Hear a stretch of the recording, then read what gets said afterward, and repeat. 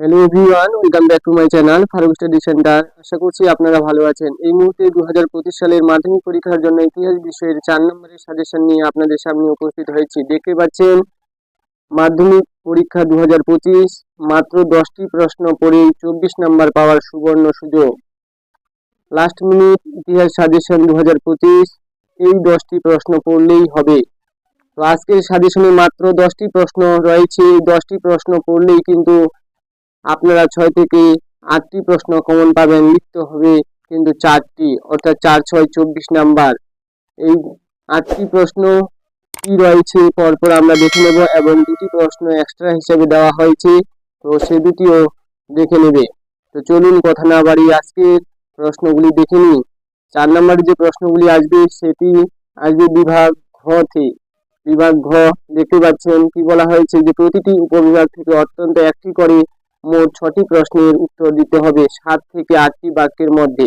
ওকে, অর্থাৎ প্রত্যেকটি বিভাগ থেকে একটি করে প্রশ্ন অত্যন্ত পক্ষে উত্তর দিতেই হবে।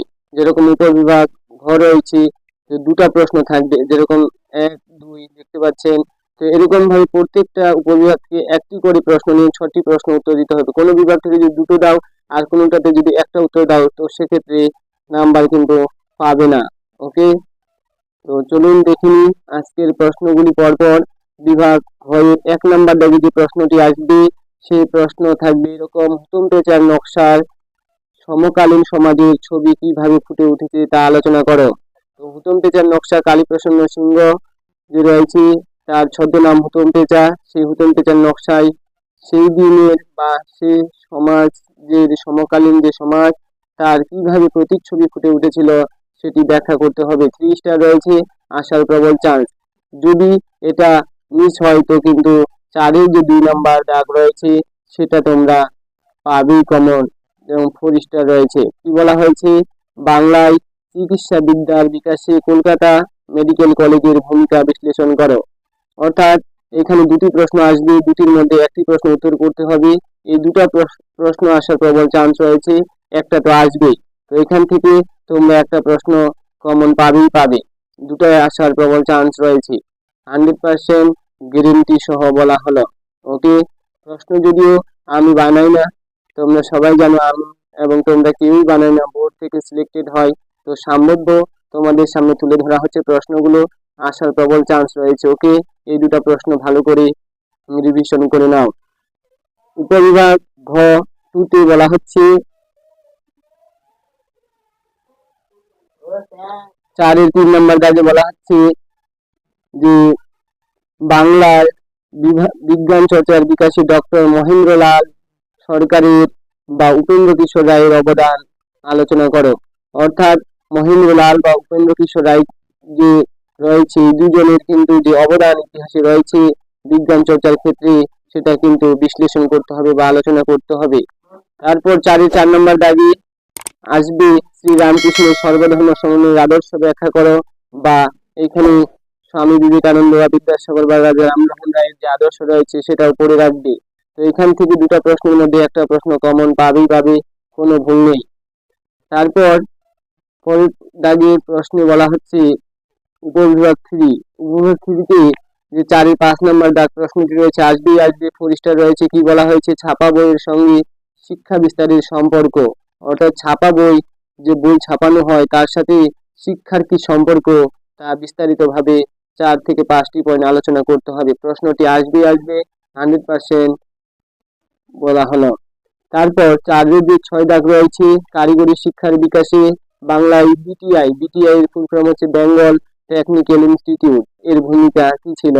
এরকম দিয়ে দিবে কারিগরি শিক্ষার বিকাশে বিটিআই এর ভূমিকা কি ছিল। বিটিআই মানে বিটি এর ফুল ফর্ম, বি থেকে বেঙ্গল, টি থেকে টেকনিক্যাল, আর আই থেকে ইনস্টিটিউট। এই বেঙ্গল টেকনিক্যাল ইনস্টিটিউট কিন্তু দেবে না, তোমরা চমকে যাবে না, এটা মনে রাখবে, BTI full form Bengal technical institute. Okay, তো কারিগরি শিক্ষার বিকাশে বিটিআই এর কি ভূমিকা ছিল তা লিখতে হবে। এই 2টা প্রশ্নের মধ্যে 2টোই আসার প্রবল চান্স আছে, একটা তো আসবে, কোনো ভুল নেই। তো বিভাগ 3-তে এরকম ধরনের প্রশ্ন আসবে, যে প্রশ্ন যেভাবে আসবে সেই প্রশ্ন তোমাদেরকে সেভাবে দেওয়া হয়েছে। ওকে, তো ক্লাসটি ভালো লাগলে বন্ধুদের মাঝে বেশি বেশি করে শেয়ার করবে এবং ফারুক স্টাডি চ্যানেলে নতুন সদস্য হয়ে থাকলে চ্যানেলটিকে সাবস্ক্রাইব করে পাশে থাকবেন, এবং যারা আগে থেকেই সাবস্ক্রাইব করেছেন তাদের অসংখ্য ধন্যবাদ।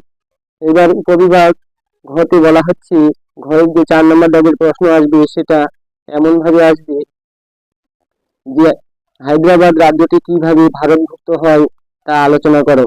অর্থাৎ হায়দ্রাবাদ যে রাজ্য রয়েছে সেটি ভারতের অন্তর্ভুক্ত কবে কিভাবে হয়েছিল তা বিস্তারিতভাবে পয়েন্ট আকারে লিখতে হবে। 4-এর যে 8 দাগের প্রশ্ন কি বলা হয়েছে, দেশভাগে বা দেশ থেকে উদ্বাস্তু সমস্যা সম্পর্কে আলোচনা করো। অর্থাৎ ভারত পাকিস্তান, বাংলাদেশ পাকিস্তান এবং অন্যান্য দেশ শ্রীলঙ্কা মায়ানমার এগুলো যে চারিদিকে মানুষ ছোটাছুটি করেছিল, কিভাবে সমস্যায় পড়েছিল তার সমস্যাগুলো পয়েন্ট আকারে 5 থেকে 6টা পয়েন্ট লিখে দিবে সুন্দর করে। তো এই ছিল তোমাদের বিভাগ ঘয়ের উপবিভাগ ঘয়ের 1 নম্বর 2 নম্বর 3 নম্বর 4 নম্বর দাগের প্রশ্ন। এই প্রশ্নগুলি যদি 8টি পড়ে যাও তো 8টির মধ্যে তোমাদের 4টি লিখতে হবে, প্রত্যেকটিতে 2টি করে প্রশ্ন পাবে, যে কোনো একটি প্রশ্নের উত্তর করতে হবে।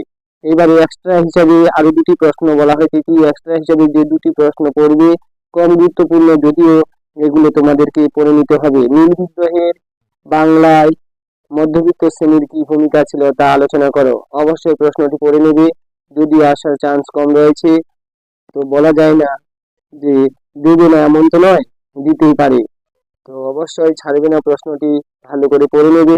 তারপর বলা হচ্ছে বিভিন্ন পত্রিকা, যেরকম সোমপ্রকাশ পত্রিকা পড়ে নেবে, যে দ্বারকানাথ বিদ্যাভূষণ 1858 সালে সোমপ্রকাশ পত্রিকা লিখেছিলেন। তার যে সমকালীন সমাজে বা সেদিনকার সমাজে কি প্রভাব ছিল সোমপ্রকাশ পত্রিকার, সোমপ্রকাশ একটি সাপ্তাহিক পত্রিকা ছিল, তো মনে রাখবে।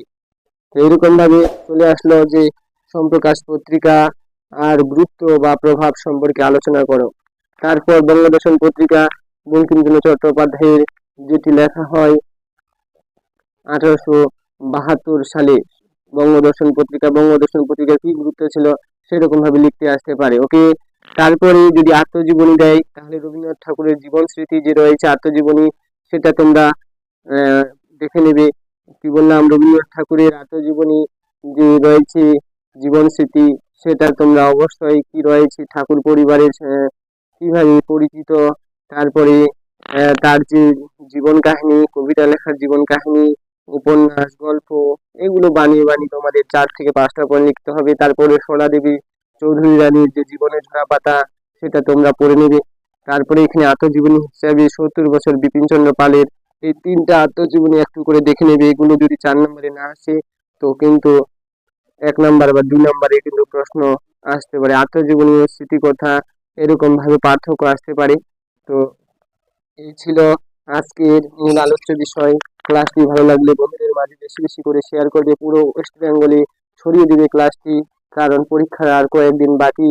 এই সাজেশনটি ফাইনাল সাজেশন, এই সাজেশনের প্রশ্নগুলি যদি তোমরা ভালো করে পড়ে যাও তো এর বাইরে কোনো প্রশ্ন হবে না আশা করছি। কি বলা হলো 1 নম্বর দেখে নাও, যে 1 নম্বর হুতম পেঁচা তোমরা দেখে নিবে। হুতম পেঁচার নকশায় সমকালীন সমাজ, তারপরে বাংলায় চিকিৎসাবিদ্যা, কলকাতা মেডিকেল কলেজ, বিজ্ঞান মহেন্দ্রলাল উপেন্দ্র কিশোর শ্রীরাম কৃষ্ণের সর্বধর্ম সমন্বয়ের আদর্শ। তারপরে তোমরা দেখে নেবে ছাপা বইয়ের যে রয়েছে বিশেষত্ব, সেটা কি শিক্ষার সাথে সম্পর্ক, সেটা পড়বে অবশ্যই। কারিগরি শিক্ষায় যে বিটিআই এর ভূমিকা, তারপর হায়দ্রাবাদ রাজ্য কিভাবে ভারতভুক্ত হয়, দেশ থেকে উদ্বাস্তুদের সমস্যা, নীল বিদ্রোহ এবং পত্রিকা ও আত্মজীবনী, এই প্রশ্নগুলি অবশ্যই তোমাদেরকে এখনই বারবার রিভিশন করে রেডি হয়ে থাকতে হবে। ওকে, এই ছিল সাজেশন। তো অবশ্যই লাইক, শেয়ার ও সাবস্ক্রাইব করে পাশে থাকবেন। Thank you for watching. দেখা হচ্ছে পরের ভিডিওতে।